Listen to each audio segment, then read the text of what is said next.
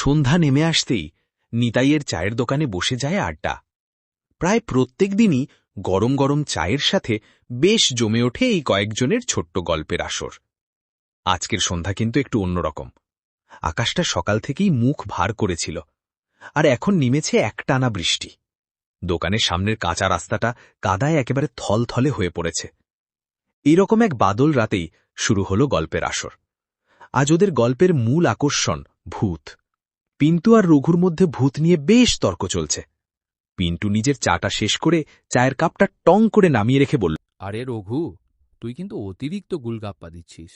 ভূত যদি সত্যিই থাকত তাহলে কেউ চোখে দেখলাম না কেন? এই যে ভূত ভূত করছিস, তুই ঠিক করে বলতে পারবি আজ পর্যন্ত ভূত তুই স্বচক্ষে দেখেছিস কিনা? সবাই তো শুনে কথা বলে, শুধু ভয় দেখানোর ফন্দি। কে বলেছে? কে বলেছে কেউ ভূত দেখেনি? আমাদের গ্রামে তো অনেকেই দেখেছে। আর আমি আমি নিজেই একবার ভূতের খপ্পরে পড়েছিলাম। তবে থাক, সেই সব পুরনো কথা। ধুর, তোর মনের ভুল হয়তো। অন্ধকারে নিজের ছায়াকেই হয়তো ভূত ভেবে নিয়েছিলি। বিশ্বাস করিস আর না করিস, আমি জানি আমি কি দেখেছি। তুই তো সব কিছুতে যুক্তি খুঁজিস, কিন্তু ভূতের জগৎ একেবারেই আলাদা, তাই না খুড়ো? আরে, তোরা নিজেদের মধ্যে এত তর্কাতর্কি করছিস কেন? ভূত আছে কি নেই সেই বিচার তোদের হাতে নেই। এই দুনিয়ায় অনেক কিছু আছে যা চোখে দেখা যায় না, তবুও তার অস্তিত্ব অস্বীকার করা যায় না, বুঝলে?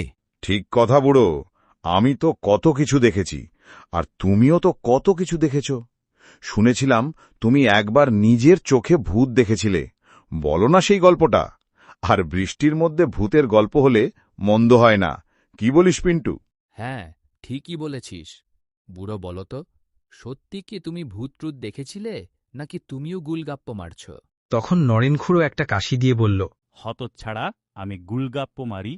আমি এমন একটা অভিজ্ঞতার ভেতর দিয়ে গিয়েছি যা কোনো বইয়ে নেই, কোনো কল্পনাতেও নেই। সেই ঘটনার পর আমি অনেক রাত ঘুমাতে পারিনি। হঠাৎ দূরে কোথাও একটা বজ্রপাত হয়। খুড়োর মুখে স্পষ্ট ভয়ের ছাপ। নীরবতা ভেঙে রঘু বলে ওঠে, কি কি হয়েছিল খুড়ো? একেবারে গোড়াটাকে বলো না, ঘটনাটা কি হয়েছিল? কিছুক্ষণ চুপ করে থাকেন নরেনখুড়ো। চোখ দুটো ঝাপসা, যেন দূরের অতীতে হারিয়ে গেছেন। কিছুক্ষণ পর একটা বড় নিঃশ্বাস নিয়ে নরেনখুড়ো বলতে শুরু করলেন, অনেক বছর আগের কথা। আমি তখন সদ্য যুবক। ঠিক এমন এক বর্ষার রাত, আকাশে একটানা বিদ্যুৎ চমকাচ্ছিল। গ্রামের মেলা শেষ করে বাড়ি ফিরছিলাম। সঙ্গে ছিল আমার সবচেয়ে ঘনিষ্ঠ বন্ধু হরিশ। সবাই ওকে হরি বলেই ডাকত। সেদিন ছিল জ্যৈষ্ঠ মাসের শেষের দিকে। চাঁদের হালও হালকা হলেও একসময় মেঘ এসে সব ঢেকে দিল। মেলার গান, নাচ, বাজনা, হুল্লোড় মন ভালো করে দিয়েছিল, তাই সময়ের খেয়াল ছিল না একটুও। যখন ঘড়িতে নজর পড়ল, তখন রাত 1:30। আমরা সিদ্ধান্ত নেই জঙ্গলের পথ দিয়ে তাড়াতাড়ি বাড়ি ফিরব, সেই পথটা যেটা পুরনো শ্মশান ঘাটের পাশ দিয়ে যায়। তারপর কি হলো খুড়ো? প্রথমে কিছুই অস্বাভাবিক লাগেনি। আমরা হাঁটছিলাম আর কথা বলছিলাম, অন্ধকার পথ ধরে। পেছনে যেন অন্ধকার সাপের মতো বড়িয়ে আসছিল। হঠাৎ হরিশ আমার হাতটা শক্ত করে চেপে ধরল। ওর হাত কাঁপছিল। দেখ দেখ, ওই গাছটার নিচে কেউ যেন দাঁড়িয়ে আছে মনে হচ্ছে না? আমি সেখানে তাকিয়ে দেখি কিচ্ছু নেই। কই, কোথাও তো কিছু নেই। কি বাচ্চাদের মতো শুরু করলি বলতো? চল চল, তাড়াতাড়ি বাড়ি ফিরতে হবে। তারপর হাঁটতে হাঁটতে সামনের দিকে এগোতে থাকি।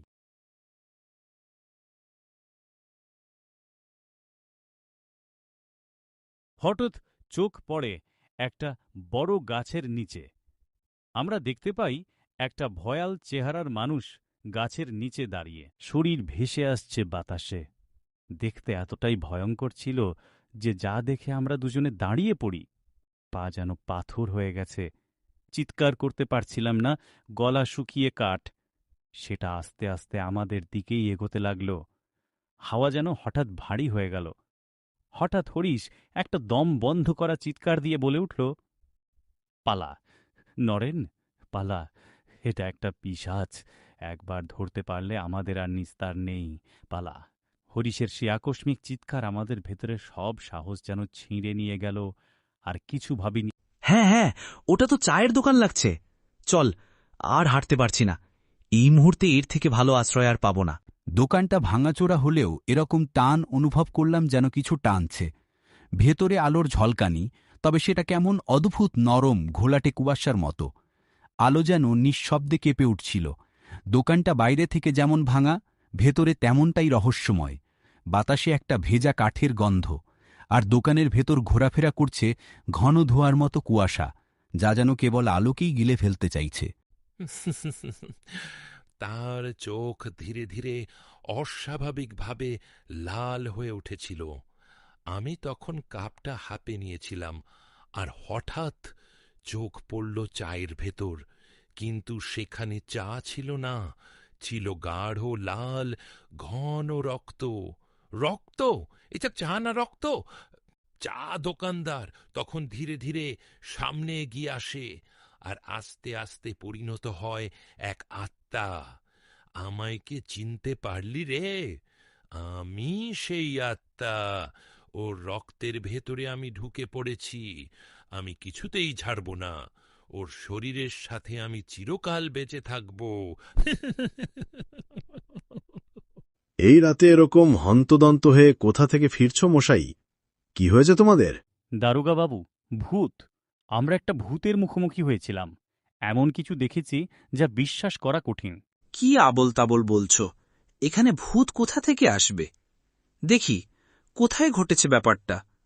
আমায় নিয়ে চলো সেই জায়গায়। না না, আমরা ওদিকে যাব না। ভয় পেও না, আমি আছি তো। এসো। ইচ্ছা না থাকা সত্ত্বেও আমরা তিনজনই হাঁটতে শুরু করলাম আবার সেই পুরনো শ্মশানঘাটের দিকে। ধীরে ধীরে বাতাস ভারী হয়ে যাচ্ছিল, গাছের ডালপালাগুলো অদ্ভুতভাবে নড়ছিল। ঠিক সেই জায়গায় পৌঁছনোর পর হঠাৎ আমি আর হরিশ একসাথে থমকে দাঁড়ালাম। হঠাৎ করেই দারোগাবাবুর আওয়াজ কেমন যেন বদলাতে শুরু করল। কি ভেবেছিস আমার হাত থেকে বেঁচে ফিরবি? তোদের মতো কতজন এখানে এসেছে, আমার হাত থেকে কেউ বাঁচতে পারেনি। আস্তে আস্তে দারোগাবাবুর শরীর বিকৃত হতে লাগল। একটা সময় দারোগাবাবু ওই ভয়ঙ্কর পিশাচের রূপ ধারণ করল। আরে নরেন, পালা! এটা দারোগা না, এটা সেই আত্মা। আরেকবার আমরা প্রাণ ভয়ে ছুটতে লাগলাম। পিছনের দারোগাবাবুর মতো দেখতে সেই পিশাচের গলা, যা যেন বাতাসে ভাসছে। আমি পেছনের দিকে না তাকিয়ে দম বন্ধ করে শুধু দৌড়াতে লাগলাম। মনে হচ্ছিল এইটাই হয়তো জীবনের শেষ রাত। অনেকক্ষণ পর পেছনে ঘুরে দেখি হরিশ আমার পাশে নেই। তারপর কি হলো খোলো? সেই রাতে হরিশ আর বাড়ি ফেরেনি। দিন দিন অনেক খোঁজাখুঁজির পর ওকে তাও খুঁজে পাওয়া যায়নি। তৃতীয় দিন ওর আধ খাওয়া মরদেহ পাওয়া গেল বাঁশ বাগানের পাশের ডোবার জলে। চোখ দুটো খোলা, আর চোখে এক জমাট বাঁধা চিৎকার।